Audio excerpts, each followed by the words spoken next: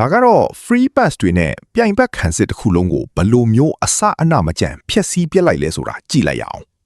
မက်ပီကလှောတိုက်ဖြတ်ထုတ်ပြီးဘောလုံးလူယူလိုက်ရကနေအာဆန်စီယိုရဲ့ခြေထောက်ထဲကိုဘောလုံးကအကွက်ကြကြရောက်သွားပါတယ်အာဆန်စီယိုကတစ်ချက်ထဲနဲ့ဟာကီမီစီတန်တန်မတ်မတ်ပေးလိုက်ပြီးဟာကီမီကလည်းညာတောင်မှန်တစ်လျှောက်တနာရီ36ကီလိုမီတာနှုန်းနဲ့ချက်ချင်းအရှိန်တင်ပြီးတော့တာပါဟာကီမီကဘောလုံးပေးဖို့မက်ပီကအရှိန်အဟုန်နဲ့ပြေးတက်လာနေတာကိုစောင့်နေလိုက်ပါတယ်နောက်ဆုံးမှာတော့ဟာကီမီကမက်ပီစီဘောလုံးပို့ပေးလိုက်ပါတယ်